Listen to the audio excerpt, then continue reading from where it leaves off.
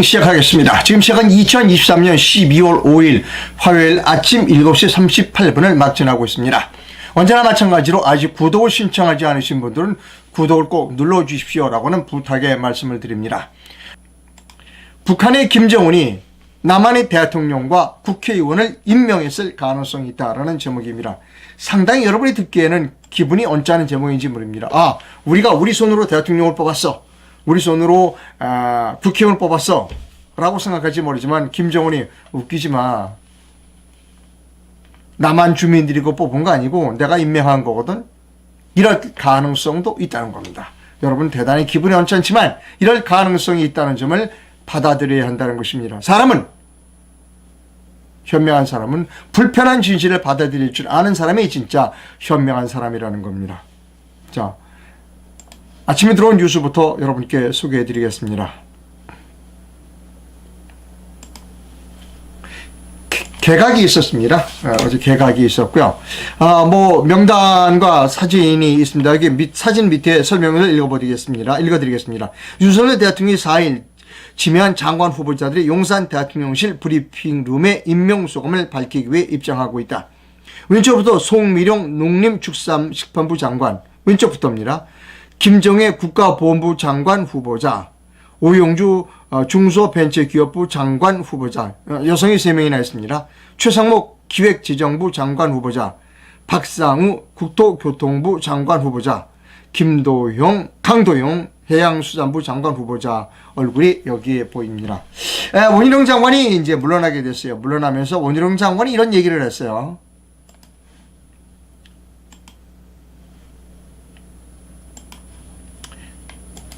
이준석과 우리 국힘당은 이준석과 함께 해야 한다는 말을 했어요.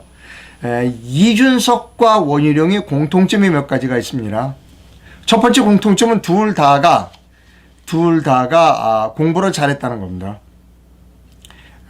이준석이도 공부를 잘해서 하버드 대학까지 갔다 왔고, 원희룡이는 그때 학력고사, 그때 대학 입학 예비고사라고 그랬을 겁니다.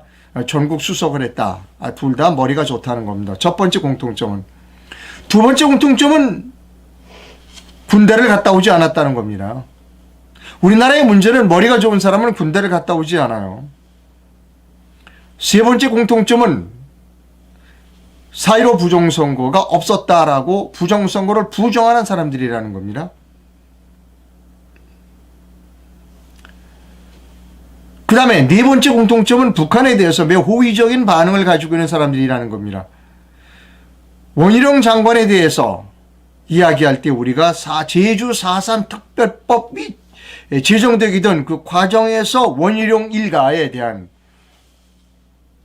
여러 가지 것들이 밝혀졌어요. 제주 4.3 사건 때 원희룡 일가가 연루가 돼서 어떤 식으로든 연루가 돼서 희생당한 사람이 있다. 그리고 그 보상금만 해도 상당하다. 이준석이는 이런 이야기를 했어요. 우리가 북한 방송을 개방하자 라는 이야기를 했다는 겁니다. 자, 이준석과 원희룡 다섯 번째 공통점은 뭐냐면 중도로 외친다는 겁니다. 중도. 네, 여기서 제 논평은 그치도록 하겠습니다. 다음 뉴스입니다.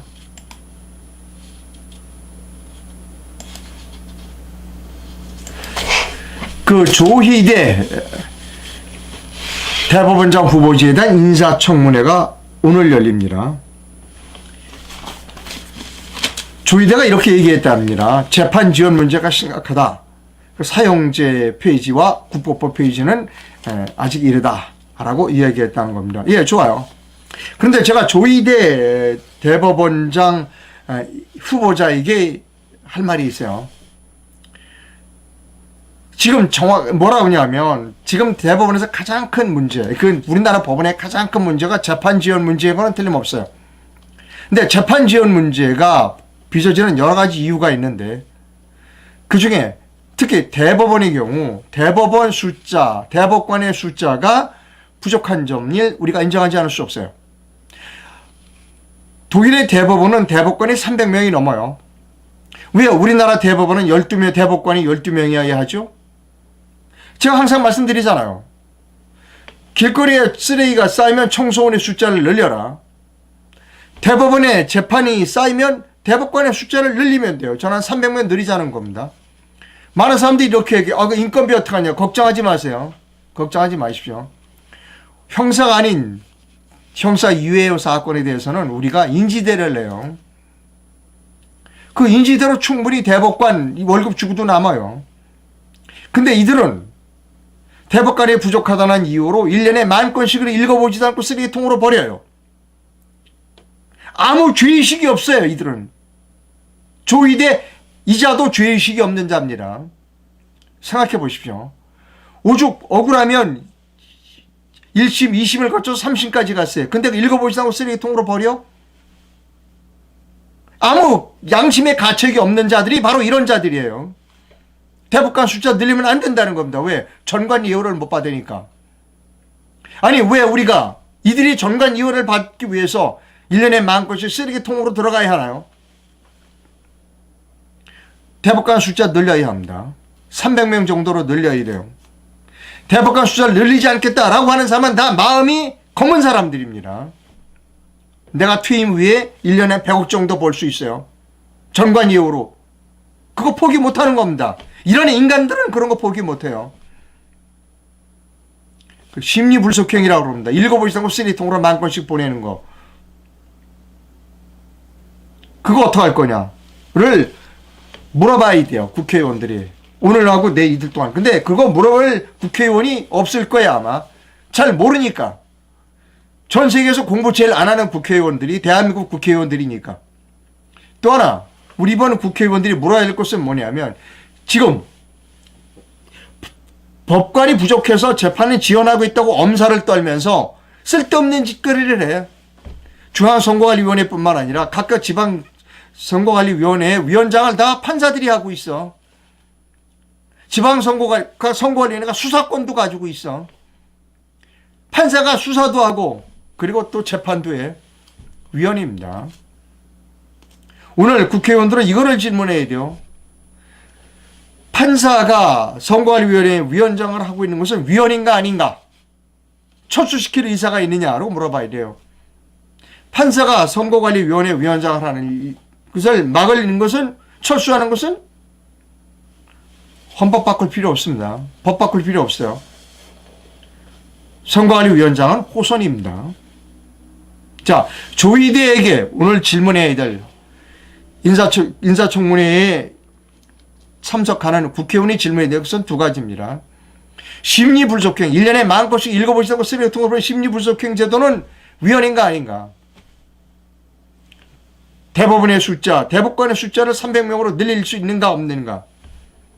또 하나, 선거관리위원회가 있는 판사들을 철수시킬 의사가 있는가 없는가를 물어봐야 합니다. 그거 물어보지 않은 국회의원은 있으나 마나한 그저 시비만 받아먹는 그 다음을 생략합니다. 자, 조희대에 대한 또 여러분께 보여드릴 내용이 있습니다. 지난 11월 10일 조선일보 보도입니다. 조 후보자의 전체 합의 의견 중에 눈에 띄는 사건이 있다. 대법 전원 합의처는 2018년 10월 징용 피해자에 대한 일본 기업의 배상 책임을 인정하는 판결을 내놨다. 당시 찬성 10일, 반대 2로 조희대가 다수 의견, 즉 일본 기업이 배상해야 된다는 다수 의견을 썼다는 겁니다. 이는 2012년 덜 떨어진 김능환 대법관이 건국하는 심정으로 판결문을 썼다.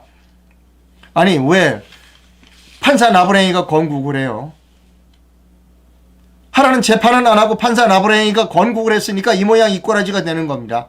그 김능환 대법관의 판결에 힘을 실어준 자가 조희대입니다.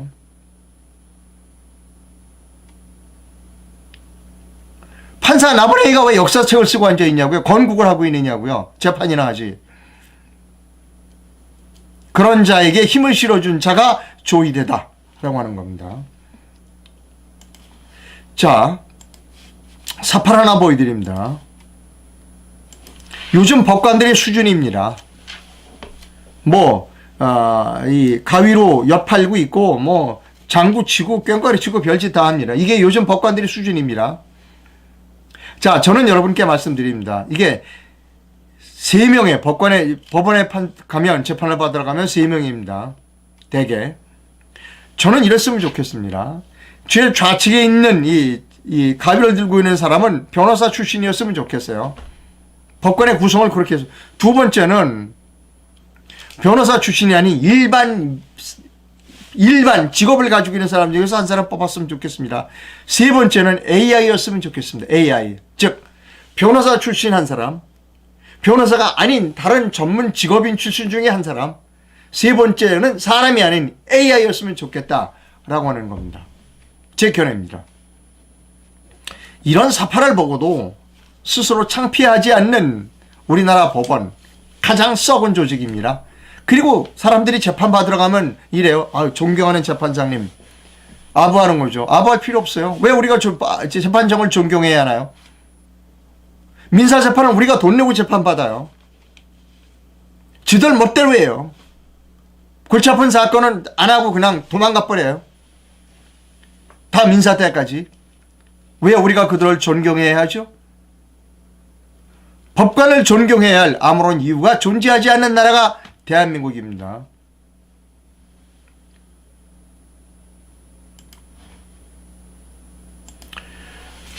자,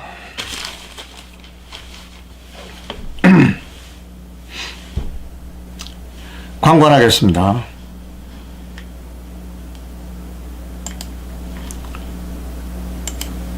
전원주택 광고입니다. 경기도 양주시에 있는 전원주택입니다. 지번은 양주시지만 의정부시 서울 도봉구에 의정부시와 서울 도봉구에 근접했다는 겁니다.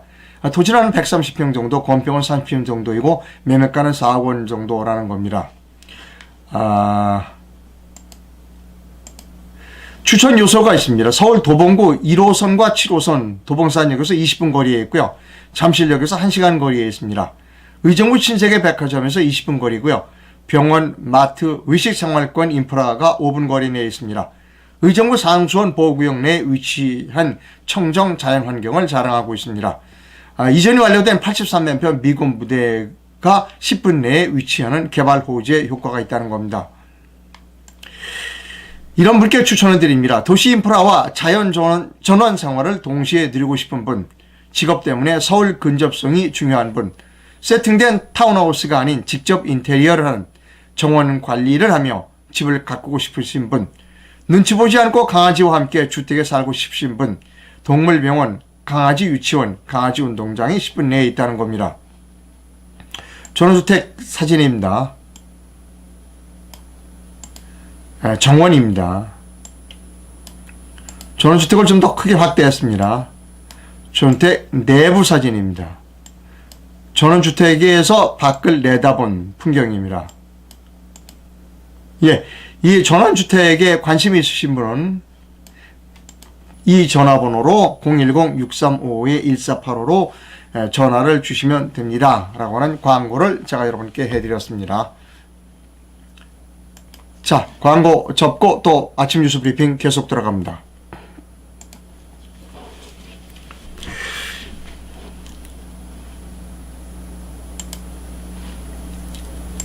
연합뉴스 기사입니다. 어제 오후 12시에 쓴 기사입니다.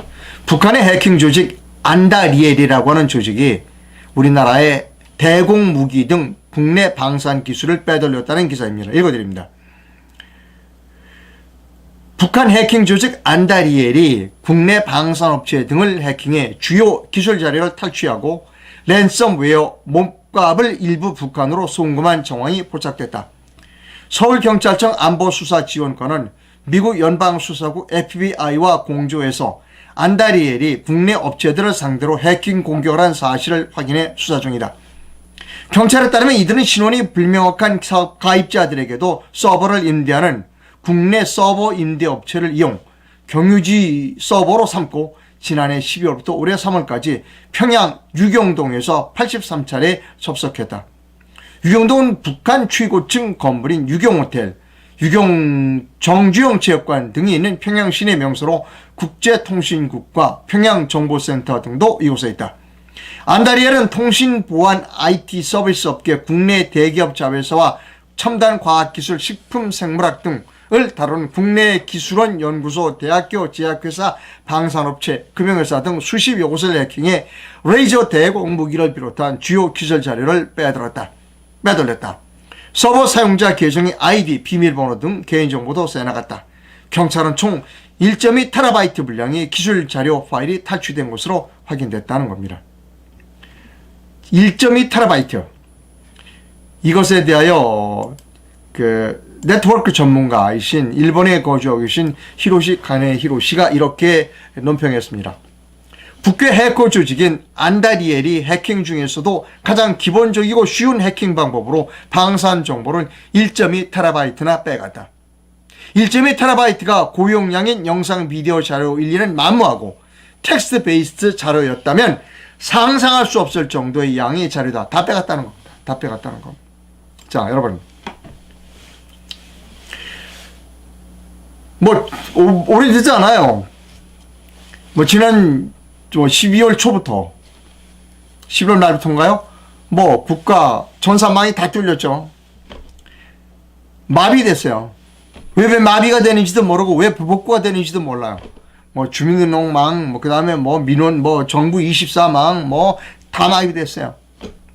119망도 마비됐고, 지금 이 대법원 망도 뚫렸고, 여기 우리나라의 연구소 이런 거 다 뚫렸어요. 방산업체도 다 뚫렸어요. 그리고 지난번에 김기현 씨가 국정원장에 있을 때 발표했죠. 가장 취약한 데가 선거관리위원회다. A 후보자 당선자를 B로 바꿀 수 있고 선거권이 없는 사람을 선거권자인 줄로 만들어줄 수 있다. 결과를 마음대로 바꿀 수 있다. 해킹이 가능하다라고 발표했어요. 그러면 여러분 우리는 무엇을 걱정해야 하나요? 여러분 논리적으로 생각해 보자고요. 그것이 북한의 소용이 아니라고 말할 수 있어요? 아까 보셨잖아요. 북한이 막 들어가서 연구소 자료 이런 거 다 갖고 왔다. 대법원 것도 북한이 해킹했다는 거 아닙니까? 오직 중앙선거관리위원회만이 북한 해킹이 없었다고 얘기하는 사람이 중앙선거관리위원회예요. 그것이 논리적으로 맞아요, 여러분? 여러분 논리적으로 생각해봐요. 모든 걸 다 해킹했어, 북한이. 근데 중앙선거관리위원회만 해킹하지 않았을까? 중앙선거관리위원회만 해킹하지 않았다는 말이 논리적이에요, 여러분. 여러분, 이분의 증언을 여러분께 말씀드립니다. 이분은 전 자유총연맹 총재이시고 지난번 대선 후보였던 김경재 총재 그리고 후보입니다. 이분이 김대중 대통령 당시에 특사로 북한을 다녀왔습니다. 다녀와서 김대중에게 북한 지금 돈 주면 안 된다라고 해서 밑보여서 쫓겨났어요. 그 뒤에 당대표 경선에 있었습니다. 당대표 경선에 나갈 것이라고 언론에 보도가 되자 북한에서 사람이 찾아왔다는 겁니다. 그때는 여러 가지 힘으로 북한 대표단이 막 왔다 갔다 했으니까 와서 이렇게 얘기했다는 거예요. 김경재 그때 후보, 그러니까 후보 그때 당시는 아마 의원인가요? 그때 이렇게 얘기했다는 겁니다. 이제 경선의 뜻이 있으시죠? 우리가 도와드릴게요. 그랬다는 거예요. 깜짝 놀랐다는 겁니다. 아니 당신들 북한 사람들이 우리 경선에 어떻게 도와주냐 했더니 다 방법이 있습니다. 그래서 김경재 총재가 그랬다는 겁니다. 못 들은 걸로 합시다. 상당히 기분이 언짢으네. 못 들은 걸로 합시다. 그리고 경선에 나가지 않았습니다. 이 증언을 김경재 방송에 여러 번에 걸쳐서 이런 증언을 했어요. 이야기는 뭐냐면 지금까지 북한의 우리나라 선거에 경선에도 관계됐다는 겁니다. 경선. 당 대표 경선에도 간섭을 했다. 해킹을 했다. 대통령 선거에도 그러면 안 했을 가능성이 있을까? 없다는 겁니다. 대통령 선거에도 관여했다고 생각하는 것이 합리적인 주장이라는 겁니다. 국회의원 선거에도 간섭을 했다, 해킹을 했다라고 믿는 것이 합리적인 주장이라는 겁니다. 여러분 제 논리가 틀렸어요? 모든 거 다 뚫렸어. 근데 중앙선거관리위원회만 안 뚫렸다? 국정원이 마음대로 들어가서 해집고 다닐 수 있다고 발표했는데도 불구하고 중앙선거관리위원회만은 안 했다? 안 뚫렸다? 논리적이에요 그게? 비논리적입니다. 이상로의 주장이 논리적이에요. 북한의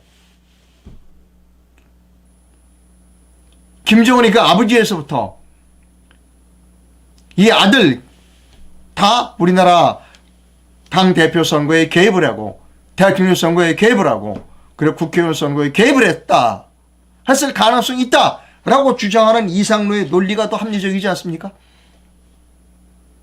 여러분 제 논리가 더 합리적이지 않아요? 그럼 뭐예요? 지금까지 우리나라 정부는 남한 정부가 아니라 북한 정부죠. 우리는 지금까지 내 손으로 대통령을 뽑고 내 손으로 당대표를 뽑고 내 손으로 대통령을 뽑고 내 손으로 국회의원을 뽑은 줄 알았는데 김정은이가 웃기지 마. 내가 임명한 거거든. 여러분 우리가 이 사실을 받아들여야 된다는 겁니다. 불편하지만 이 사실을 받아들여야 돼요. 현명한 사람은 불편한 진실을 받아들일 줄 아는 사람이 현명한 사람입니다. 광고하겠습니다.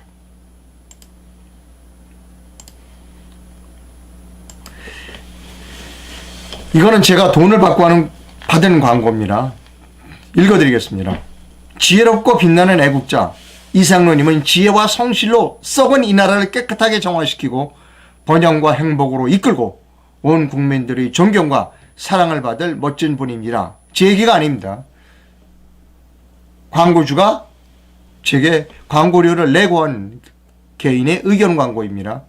지혜롭고 빛나는 애국자 이상로님은 지혜와 성실로 썩은 이 나라를 깨끗하게 정화시키고 번영과 행복으로 이끌고 온 국민들이 존경과 사랑을 받을 멋진 분입니다. 라는 광고를 여러분께 읽어드렸습니다. 저는 모든 광고주들에게 현금 영수증, 부가세 영수증을 발행하고 있습니다. 광고입니다.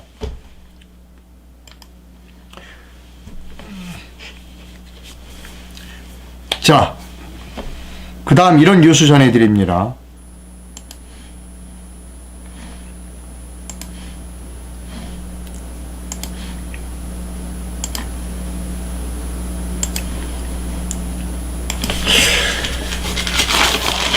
매일경제신문입니다. 출퇴근 시간이 길수록 우울하다. 삶의 만족도가 인천이 최하다. 인천에서 서울로 출퇴근하는 사람들이 제일 많을 겁니다. 이거는 좀 읽어볼까요? 전국 7대 광역시에 사는 청년들을 대상으로 삶의 만족도를 조사한 결과 부산이 1위, 인천이 최하위다.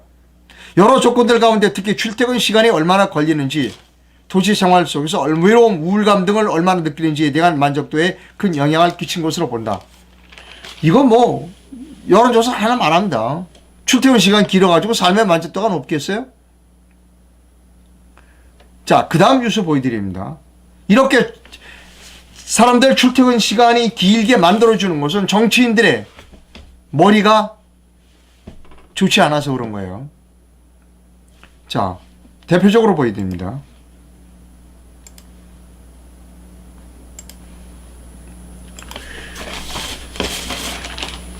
한국경제신문입니다. 여의도 재건축 비상. 서울시 신속통합기획으로 초고층 고밀도 개발을 추진하고 있는 영등포구 여의도 재건축 사업에 공공기호 기부 체납을 하라는 문제로 진통을 겪고 있다. 서울시가 당초 신속통합기획안에 지시한 것보다 최대 60%까지 임대주택 등을 더 내놓아라 하는 겁니다. 지금 이건 뭐냐면 오세훈 시장이 이제 대통령 선거의 뜻이 있어요. 그러니까 어떡하냐. 서민들을 위해, 그러니까 여의도 같은데 그런데 임대주택 많이 만들어서 공공임대라고 그래서 서민들 많이 입주시켜. 나는 서민들을 위해서 주택정책을 폈습니다. 이거 하려고 그러는 겁니다. 그래서 제가 올바른 사람이 아니라는 겁니다. 지금 아까도 말씀드렸죠. 수도권에서 출퇴근하는 그 젊은이들이 가장 삶의 만족도가 낮아요. 그럼 어떻게 해야 되느냐? 서울에 짓는 거예요. 제가 속된 표현을 쓰는 겁니다. 속된 표현을 때려 짓는 거예요, 서울에. 서울에 아파트를 때려 짓는 겁니다. 용적률 2000%, 3000% 주세요. 용적률의 권한은 국가의 권한이 아니에요. 지역 주민의 권리입니다. 용적률을 높이면 지역의 쾌적도가 떨어져요. 쾌적하게 살 것인가, 쾌적도가 떨어진 곳에서 살 것인가는 지역 주민이 결정할 문제라는 겁니다. 오세훈 시장이 감나라 배나라 할 문제가 아니라는 거예요. 이렇게 수도권에서 출퇴근하는 사람, 1시간 반에서 2시간 걸리는 사람이 있어요. 왜 그 젊은이들을 고생하게 만드느냐고요. 서울시에 때려지라니까. 좀 여러분 죄송합니다. 속된 표현을 써서 죄송합니다. 때려지면 돼요. 2,000% 3,000% 줘서 여의도에 수만 채 수십만 채의 집을 짓고 목동, 제가 살고 있는 목동 매일 용적률 300% 가지고 서울시가 티격태격 싸우고 앉아있어요 지금. 아니 왜 목동처럼 그런 곳에 용적률 300%예요. 2,000% 3,000% 주면 아마 인천에 살고 있는 대부분의 젊은이들이 와서 살 수 있을 겁니다. 상상력, 첫째 상상력의 부족과 그리고 정치적인 야욕 때문에 그런 겁니다. 압구정도 그 땅에 아주 쾌적하게 지으라는 겁니다. 그러면 압구정 재개발 끝나면 100억 갑니다. 100억. 지금 원희룡 국토부 장관 무난하게 했지만 원희룡 국토부 장관 서울시 오세훈 시장의 목적은 뭐냐면 그 서울시에 많은 사람들이 들어와 살기를 원하는 서울시에 야 들어오지 마. 수도권에 감히 너희들이 왜 들어와. 너희들은 뭘 2시간씩 출퇴근해. 서울에 있는 사람을 저 푸른 초원에 그림같이 멋있는 주택을 쾌적하게 짓고 살게 해주는 게 원희룡과 오세훈의 목적입니다. 왜 고생하느냐? 왜 고생하느냐? 젊은이들이. 원희룡과 오세훈의 빈곤한 상상력, 정치적인 야욕 때문에 그런 겁니다. 때려지면 돼요. 여러분 제가 계속해서 속된 표현을 써서 죄송합니다. 서울 시내 때려져. 여러분 제가 지난번에 그 중랑구라는 곳을 갔다 왔습니다. 중랑구에 사시는 분에게는 죄송합니다. 깜짝 놀랐어요. 아니 중랑구에 현대식 아파트 때려지면 되잖아요. 왜 중랑구 사람들은 한평생을 그 낙후된 지역에 살아야 되죠? 왜 중랑구 사람들은 낙후된 도시 환경 속에서 살아야 하느냐고요? 그분들이 뭐 죄 졌어요? 여기까지 합니다. 이 문제 얘기하면 속상해요. 하여튼 공부 지겹게도 안 하는 인간이 원희룡이하고 오세훈이 이런 사람들이 공부 지겹게도 안 하는 인간들입니다. 죄송합니다. 오늘 속된 표현을 좀 많이 써서 여러분께 대단히 죄송합니다. 라고 하는 사과의 말씀을 드리면서 이거 여러분께 보여드립니다. 용산 대통령실에서 발표했어요. 지난 2일 조계사에 마련된 차승스님 분향소에 윤석열 대통령 부부가 조문했다. 그리고 지금 이 사진은 윤석열 대통령의 부인 김건희 씨가 울음을 참고 있는 그런 내용입니다. 하는 겁니다. 예. 논평하지 않겠습니다. 여러분이 판단하시면 됩니다. 방송 시청해주신 여러분 대단히 감사합니다. 내일 뵙도록 하겠습니다.